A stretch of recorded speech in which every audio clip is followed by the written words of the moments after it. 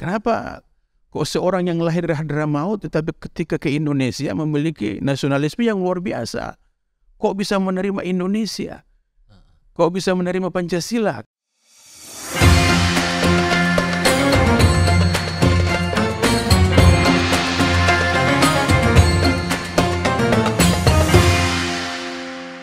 Bismillahirrahmanirrahim. Assalamualaikum warahmatullahi wabarakatuh. Alhamdulillah wassalatu wassalamu ala Rasulillah Muhammad ibni Abdillah wa ala alihi wa mawalah amma ba'd.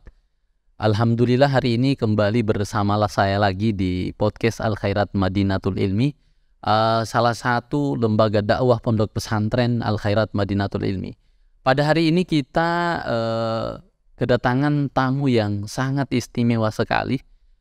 Beliau adalah salah satu akademis yang ada di Kota Palu. Beliau adalah Dr. Ghani Jumat MAG, Ustaz. Langsung saja untuk mempersingkat waktu kita berbincang kepada beliau terkait guru tua dan nasionalismenya bagaimana dan seperti apa. Assalamualaikum warahmatullahi wabarakatuh, Ustaz. Waalaikumsalam warahmatullahi wabarakatuh.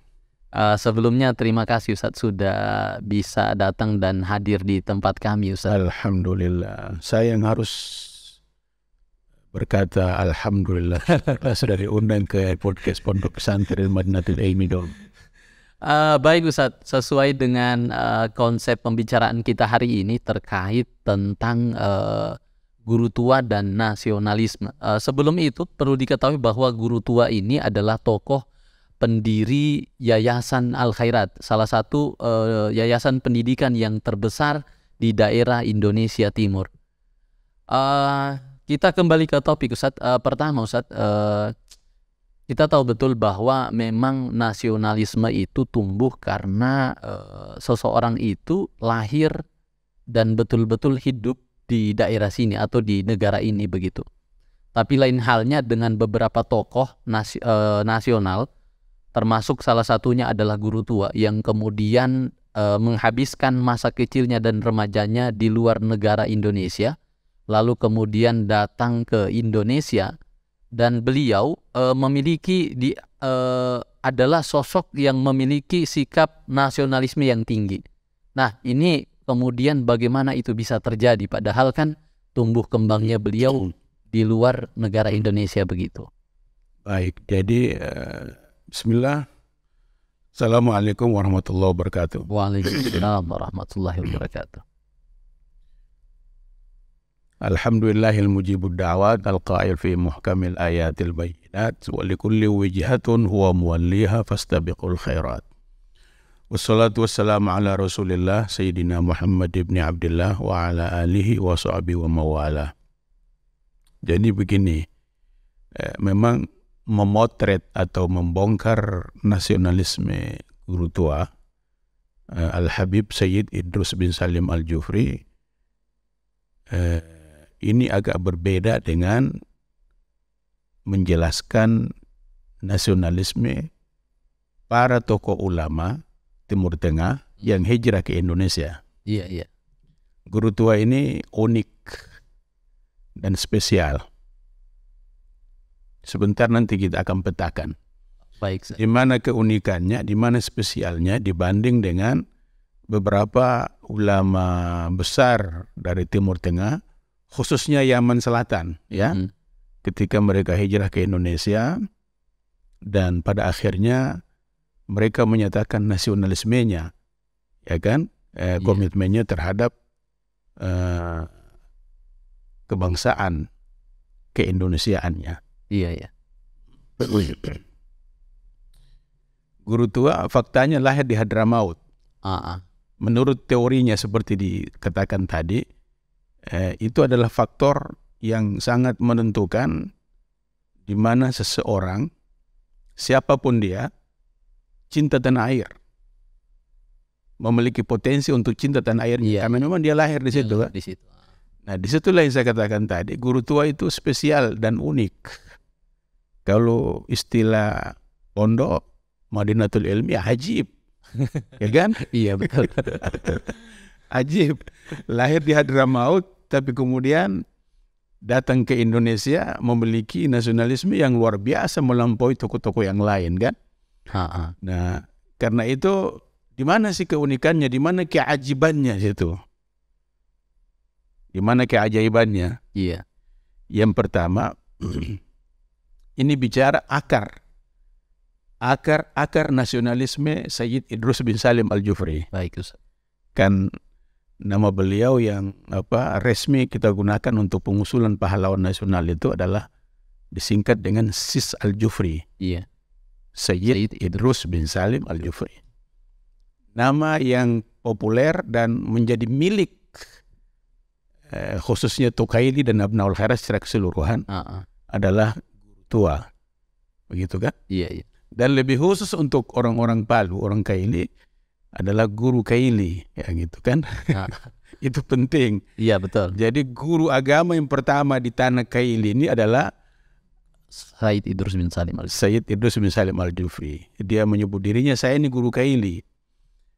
Ada guru-guru yang lain tapi tidak memiliki madrasah sekolah. Guru tua adalah guru Kaili yang memiliki sekolah, yaitu Madrasatul Khairat. Dulu nama aslinya Madrasatul Khairat Al-Islamiyah. Itu kan? Iya. Itu masih tertulis di sekolah tua sekarang yang direhab di SIS Al-Jufri. Sekarang kan tidak ada Islamiyahnya lagi. Kita tidak bicara itu. Baik. Bagaimana sih akar nasionalisme Sayyid Idrus bin Salim Al-Jufri? Yang pertama, walaupun guru tua Sayyid Idrus bin Salim Al-Jufri lahir di Hadramaut 1891 atau ada yang mengatakan 1892 Hijriah.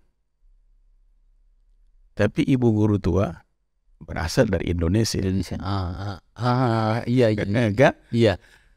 Memang Syarifah. Syarifah Nur dari marga Arung Matoa, Wajo, Sulawesi Selatan. Memang Syarifah, maksudnya abahnya adalah Al-Jufri.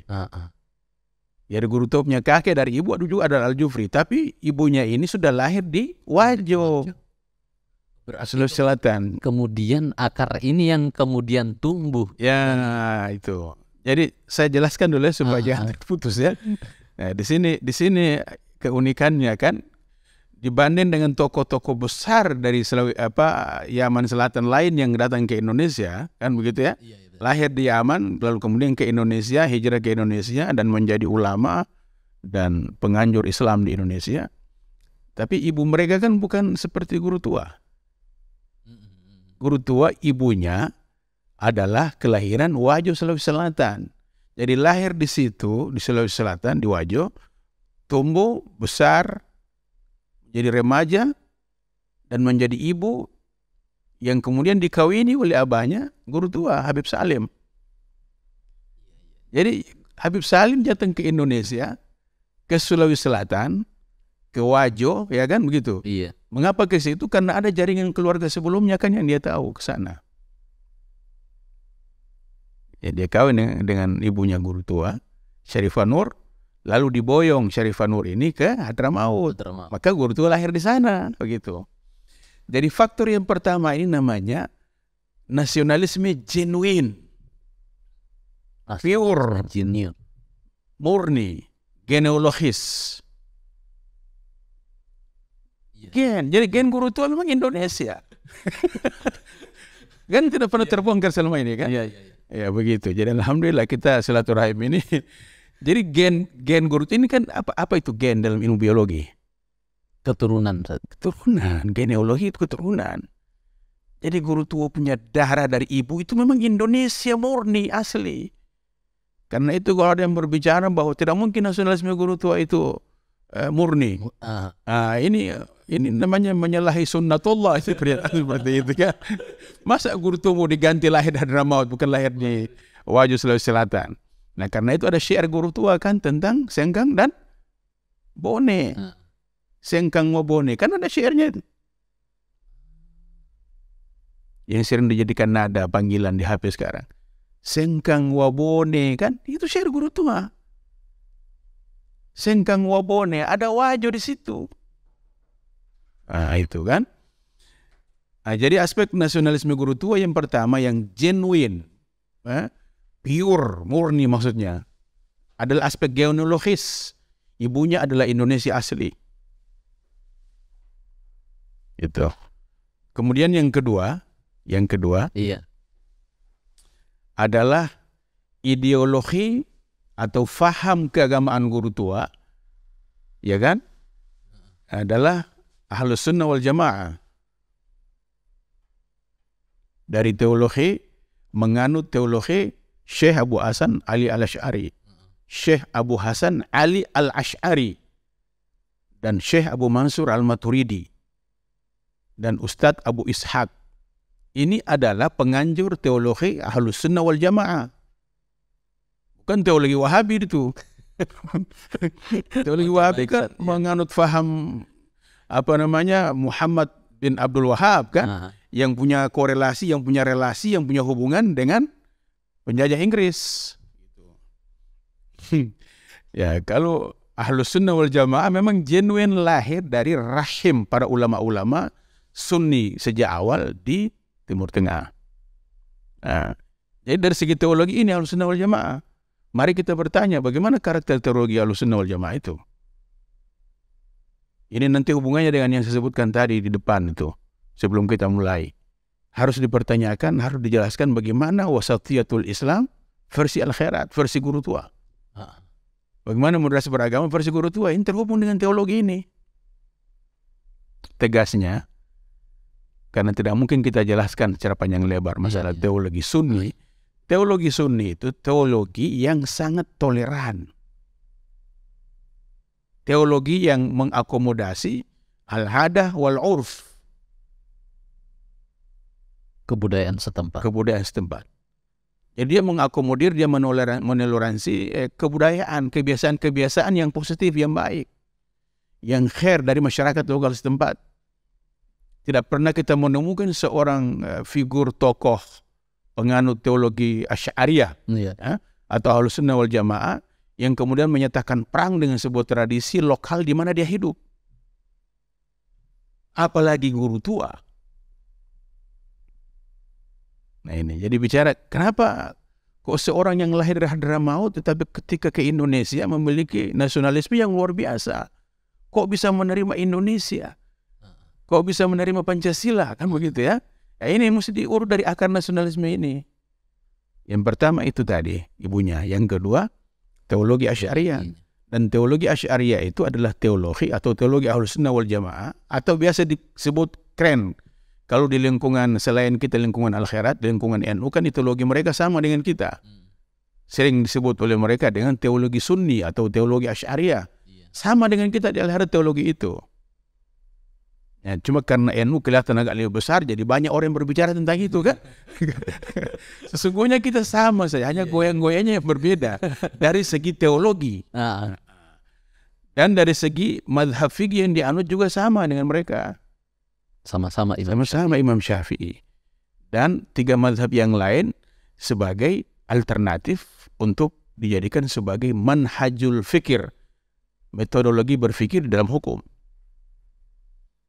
Jadi tidak Syafi'i ansih, Syafi'i itu tidak. Syafi'i itu pilihan utama, kan begitu ya? Iya. Sebagai standar bermadhab. Lalu tiga madhab yang lain justru dijadikan sebagai manhajul fikir, metode berfikir.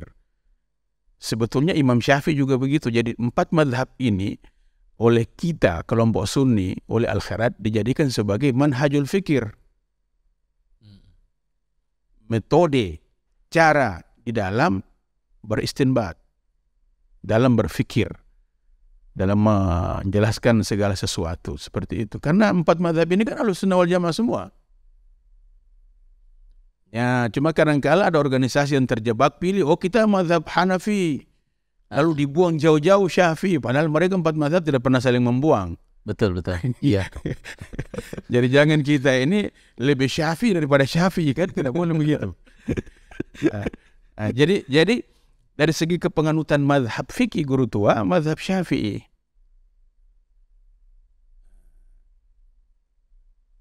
Bagaimana corak berfikir, bagaimana corak mengembangkan ajaran fikih Imam Syafi'i. Juga sama dengan persoalan teologi tadi. Ya kan, moderat. Iya. Imam Syafi'i itu kan sangat menjunjung tinggi kearifan lokal, urf dan adat. Iya. Ya kan? Nah, jadi ternyata dari teologi Asy'ariyah atau teologi Ahlussunnah wal Jamaah, teologi Sunni, tauhid yang berakar dari pemahaman itu, kemudian dari segi fikih, pemahaman fikih Imam Syafi'i, dan dijadikan mazhab yang lain, termasuk Imam Syafi'i juga sebagai manhajul fikir, ya kan, metodologi berfikir. Ini membuat guru tua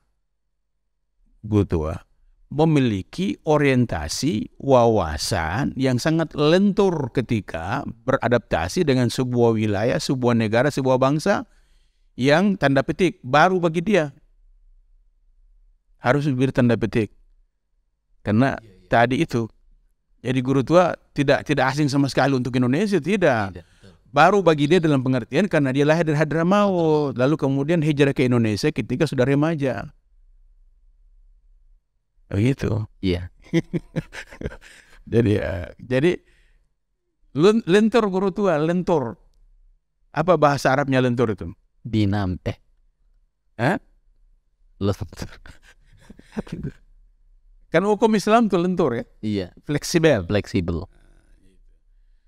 Jadi guru tua itu lentur, memiliki fleksibilitas sikap dan cara berpikir ketika melihat Indonesia.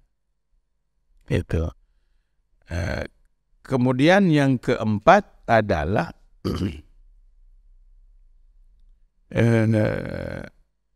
jadi yang pertama tadi ibunya adalah orang Indonesia. Yang kedua teologi Asy'ariyah atau teologi Sunni.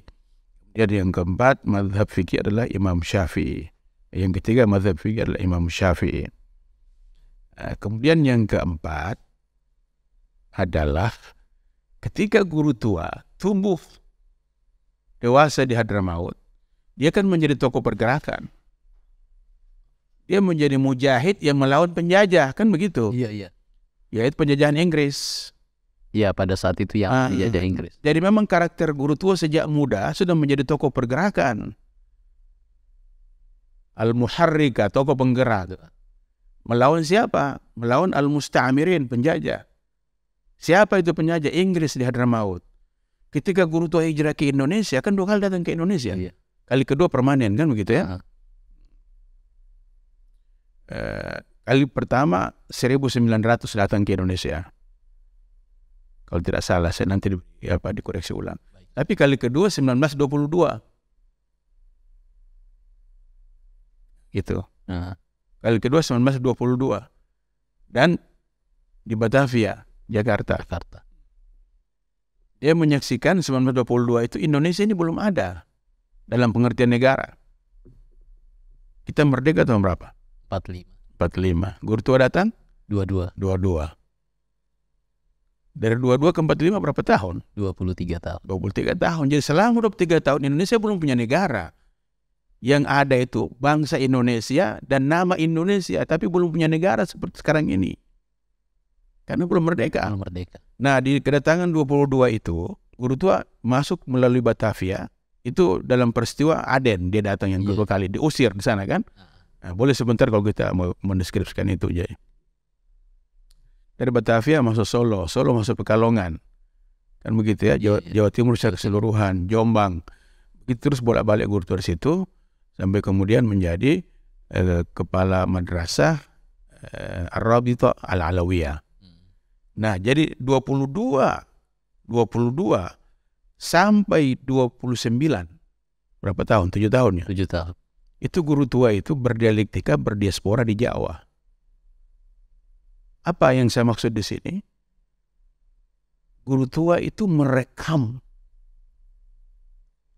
dinamika, diskusi, pertarungan ideologi negara dan bentuk negara Indonesia akan didirikan kemudian hari. Dari tokoh-tokoh pergerakan yang ada kan.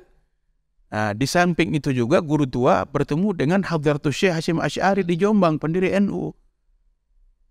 Jadi guru tua diskusi dan Hadratus Syekh dan juga beberapa tokoh-tokoh habaib besar lain.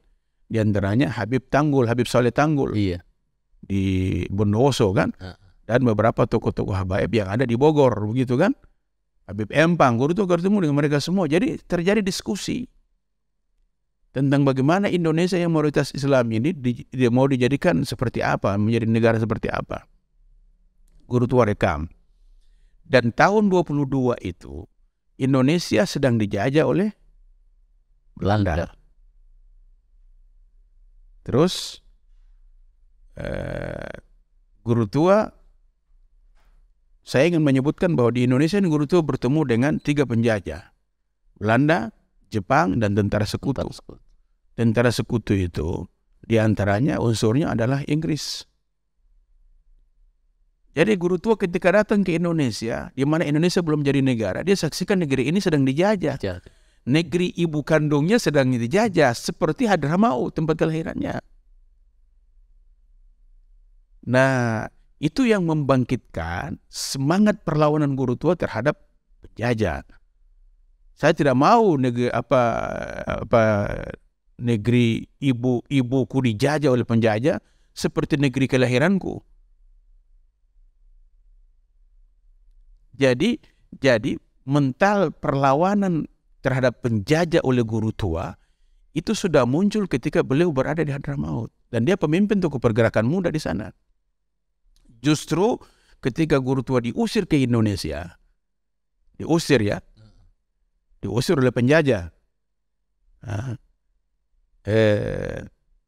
penjajah Inggris kan, bersama seorang sahabatnya yang sekaligus keluarga, Habib Abdurrahman bin Ubaidillah As-Sagaf,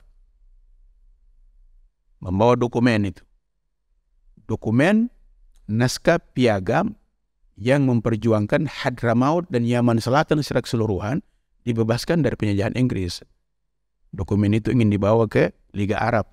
Tapi ketika mereka berada di pelabuhan Aden, kan mereka mau melalui itu ke negeri Timur Tengah lain, mau ketemu dengan Liga Arab, di Beslak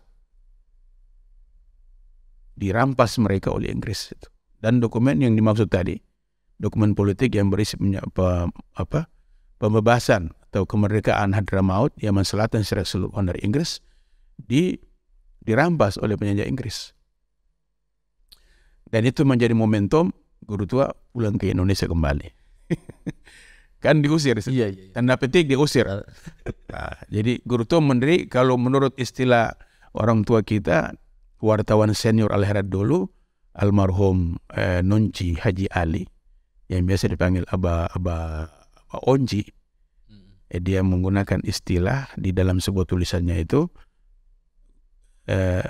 guru tua menjadi orang usiran oleh penjajah. Yang mengusir penjajah harus dicatat itu, harus diluruskan di situ. Guru tua bukan diusir oleh pemangku kekuasaan Hadramaut, tapi penjajah yang datang ingin merampas kekayaan negeri Hadramaut. Diusir itu, disuruh pilih, apakah Anda tetap tinggal Hadramaut atau tinggalkan Hadramaut. Kalau tetap tinggal di Hadramaut jadi tahanan kota. Guru tua berpikir daripada jadi tahanan kota tidak bisa bergerak seperti sedia kala, kan tidak bebas. Lebih baik saya tinggalkan Hadramaut. Dan itu aneh, kan yang dia pilih apa? Negeri tempat ibunya lahir, Indonesia. Artinya bagian dari beliau juga sebenarnya. Bagian dari beliau. Guru tua pulang kampung ketika diusir oleh penjajah Inggris. Kampungnya adalah Indonesia. Itu aspek yang terakhir berkaitan dengan akar nasionalisme. Baik, saat ini menarik sekali nih, banyak sekali info yang mungkin kemudian masyarakat kita baru tahu dan saya pun begitu. Lalu kalau memang seperti itu cikal bakal lahirnya sifat nasionalis guru tua, kemudian setibanya di Indonesia, Ustadz, bagaimana guru tua memandang skema pola problem masyarakat Indonesia yang kemudian melahirkan sifat nasionalis guru tua? Mungkin seperti yang Ustadz sampaikan tadi, guru tua itu betul-betul mengalami masa dialektika yang cukup panjang sehingga melahirkan sikap nasionalis itu. Mungkin bisa lebih di ini lagi, Ustadz, pandangan guru tua terhadap nasionalis di Indonesia. Iya, jadi ini rangkaian dari tadi ya. Iya. Di dalam Islam kita pernah membaca dulu ketika terjadi proses pembentukan hukum Islam pertama kali di periode Nabi Muhammad SAW. Iya. Salah satu problem patologi sosial, penyakit sosial masyarakat Arab adalah ada tradisi saling memperbudak antara satu kabilah elit dengan kabilah yang lain, kan begitu ya? Perbudakan. Iya, perbudakan. Nah, sampai-sampai kalau terjadi pelanggaran dalam sebuah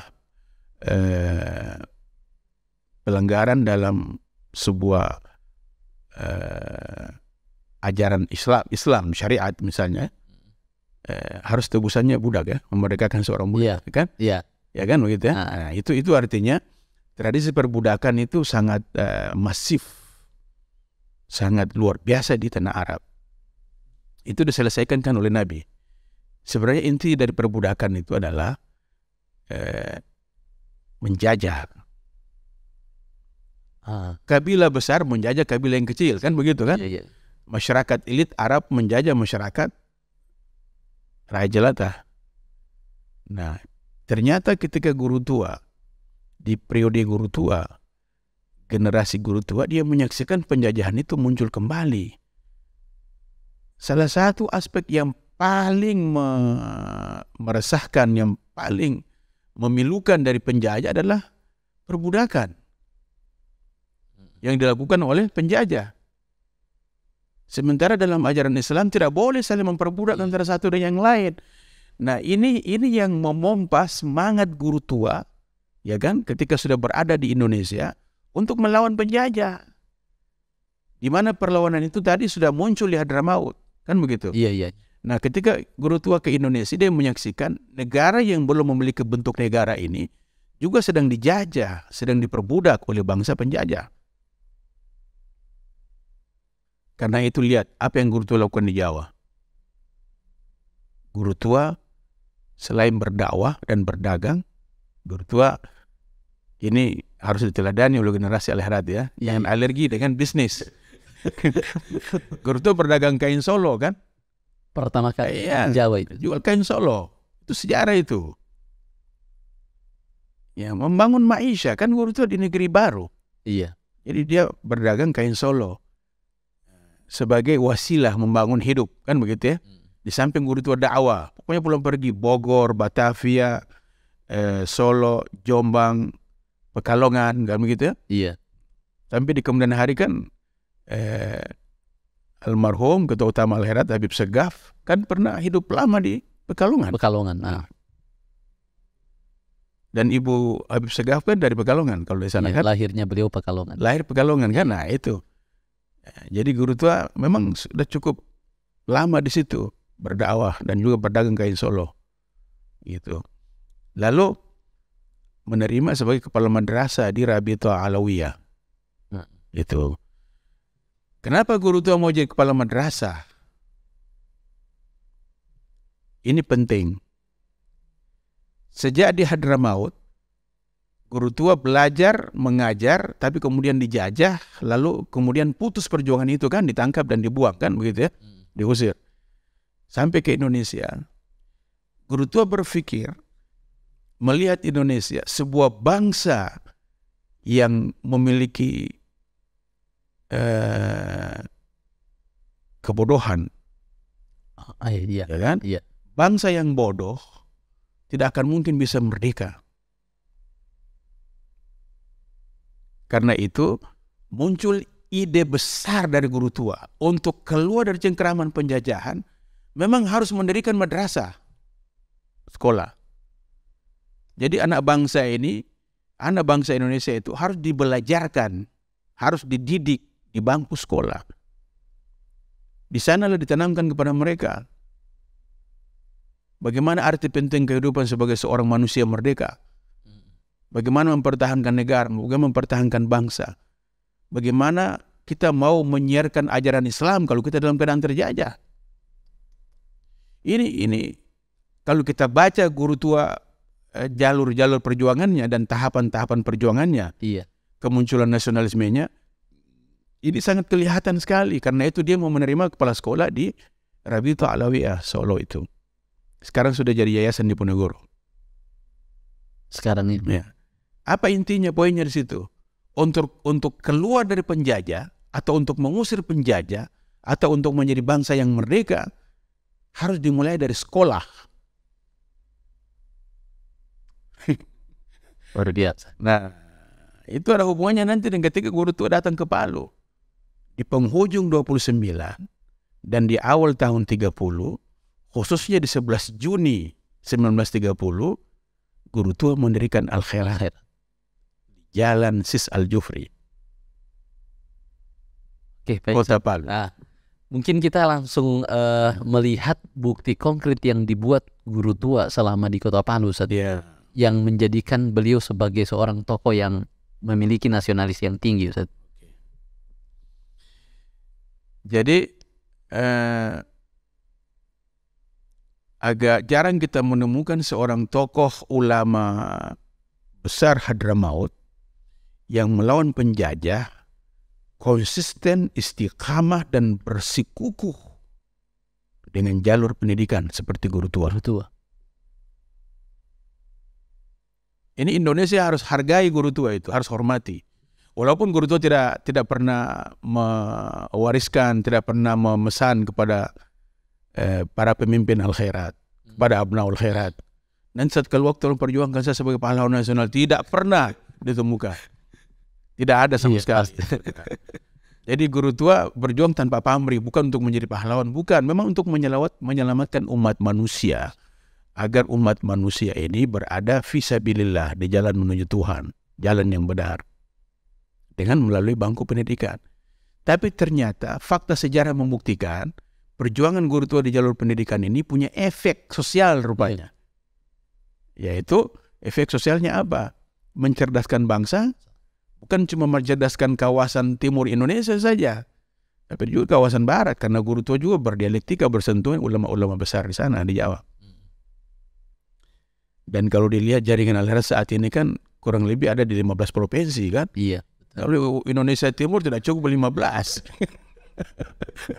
Nah, jadi ini penting poinnya, guru tua bersikukuh, ya kan? Benar-benar menancapkan benar-benar paku bumi pendidikan. Mereknya Madrasatul Khairat. Jadi ada visi besar guru tua yang saya sebutkan tadi. Memang penjajah ini harus dihentikan dengan sekolah. Lihat, ketika guru tua menjelang mendirikan Al-Khairat di Palu, ya kan, tahun 30, apa yang guru tua saksikan di Palu ini? Kepercayaan kepada kebanyakan roh halus. Animisme. Animisme ini kalau kita bisa baca di bukunya, di sebagian buku saya juga ada saya rekam di situ, saya ada catat. Buku saya tentang nasionalisme ulama, pikiran politik kebangsaan Said Sis Al-Jufri. Tapi di buku Ustadz Abdullah Abdul. Iya, Abdullah Abdul. Ya kan? Sekelumit sejarah tentang Al-Khairat. Sebenarnya beliau pertama kali yang menulis tentang situasi lembah Palu ini sangat masif kepercayaan animisme. Nah, pernyataan beliau itu saya pernah diskusikan dengan beberapa tokoh tua Al-Khairat. Pernah dengan almarhum Kiai Haji Muhammad Dahlan Tangkaderi. Iya, pernah dengan almarhum Kiai Haji Abdul Salam Tahir, bapaknya Profesor Luqman Tahir. Pernah dengan Kiai Haji Nawin Abdullah tentang pernyataan Ustadz Abdullah Abdun ini, bahwa lembah Palu ketika guru tua pertama kali datang atau menjelang datang itu masif masyarakat di sini menyembah animisme. Apa kata-kata tokoh tua itu? Kalau tidak ada guru tua datang ke Palu, boleh jadi dia bilang sampai alam merdeka ini Palu ini masih masif dengan urusan itu. Karena tidak ada sekolah. Tidak ada madrasah yang mendidik anak-anak Palu ini agar mengerti bagaimana menyembah Allah yang benar, bagaimana beragama yang benar, Nah, seorang murid guru tua Profesor Abdul Wahab Abdul Muhaimin, orang Bajo Ampana, Iya. dosen dan guru besar di Fakultas Syariah di UIN Syarif Hidayatullah Jakarta. Apa kata beliau? Dia bilang begitu guru tua buka Al-Khairat di Palu ini, itu diibaratkan guru tua memasang lampu mercusuar besar yang memancar ke seluruh Sulawesi Tengah. Jadi seluruh Sulawesi Tengah itu mendapat sinar cahaya. Dari mana? Dari Madrasah Al-Khairat. Itu kata beliau, itu berarti tanda dimulainya pembebasan daripada penyembahan animisme di Sulawesi Tengah. Sejarah buktikan itu kok. Benar, ada beberapa penganjur Islam sebelumnya, Abdullah Raqi atau Dato Karama. Iya. Tapi kan tidak ada sekolah yang Dato Karama bangun di Sulawesi Tengah. Yang ada adalah lembaga-lembaga atau tempat-tempat pengajian. Dari rumah raja yang satu ke rumah raja yang lain. Dari masyarakat yang satu ke masyarakat lain. Nah, ini ada sih manfaatnya, tapi tidak memiliki efek sosial dan pergerakan sosial yang besar. Berbeda dengan ketika mendirikan sekolah, lembaga pendidikan, madrasah, pesantren. Seperti yang dilakukan oleh guru tua. Dan fakta sejarah bahwa Sulawesi Tengah ini mulai terbuka, mulai terbangun komunikasi antara Sulawesi Tengah dengan dunia luar ketika Al-Khairat dibuka. Di mana sebuah hajatan besar di Sulawesi Tengah ini yang melibatkan manusia seantero dunia datang ke Sulawesi Tengah. Hanya haul guru tua dan Muktamar Al-Khairat, kan begitu. Jadi Sulawesi Tengah harus bersyukur, berterima kasih ke Al-Khairat. Khususnya berterima kasih kepada Sayyid Idrus bin Salim Al-Jufri. Begitu. Jadi kayak macam apa ya, sebuah tempat yang agak tanda petik terisolir kan? Iya. Kan Palu ini dulu masih terisolir dengan dunia luar. Karena terlalu kuat sekali arus perkembangan lokasi kota, tempat peradaban yang ada di Sulawesi Selatan dan Sulawesi Utara. Buktinya dari segi otonomisasi daerah, Sulawesi Tengah dulu kan masih Sulut Tenggol. Nah, itu kan? Iya. Jadi kita dimasukkan ke Gorontalo, dimasukkan ke Manado, kan begitu? Tidak bisa dipungkiri itu. Nanti tahun 60-an baru kita merdeka jadi provinsi sendiri di Sulawesi Tengah ini. Nah, tapi begitu kita mendapatkan pendidikan dan guru tua mendirikan Madrasah Al-Khairat di Palu, lalu kemudian dunia terbuka matanya Melihat Sulawesi Tengah. Karena itu Al-Khairat ini adalah mustika pendidikan Islam yang ada di Sulawesi Tengah.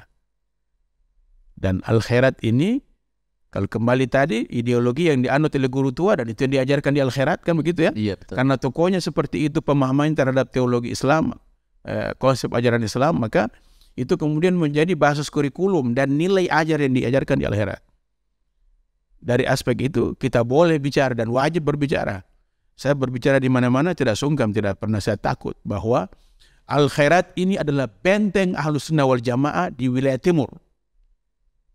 Jadi kalau ada orang yang ingin belajar tentang Ahlus Sunnah wal Jamaah, wajib masuk datang ke Al-Khairat, tanya di Al-Khairat, jangan tanya di tempat lain.